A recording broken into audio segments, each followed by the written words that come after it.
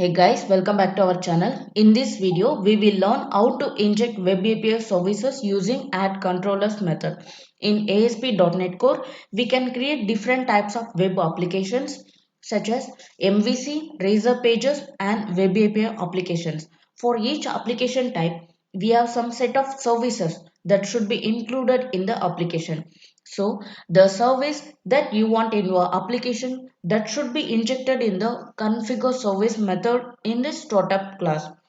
Let's add this services.addController. See here we have different services. Add controllers with views, then add MVC, then add Razor Pages, etc. Let's understand the difference between these services.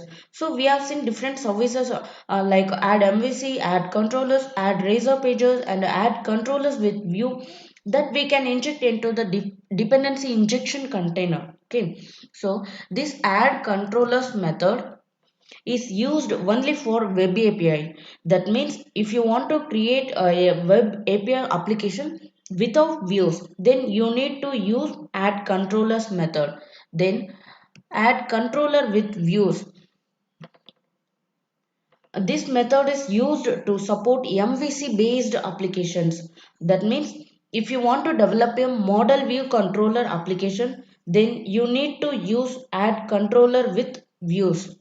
Then add Razor Pages.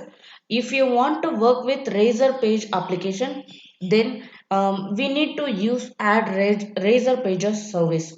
Then add MVC. This method adds all the services that are required for developing any type of application.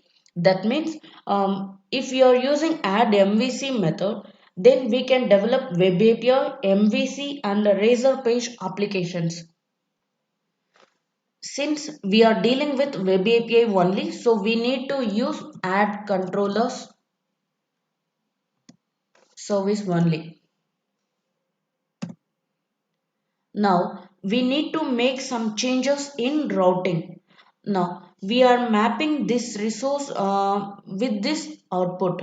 Okay, but if you are dealing with controllers, then output will be generated from the controller classes. So we need to map this routing with controller. So we can do that easily by map controllers here, endpoints dot map controllers. In our next video, we will learn how to add a new controller class.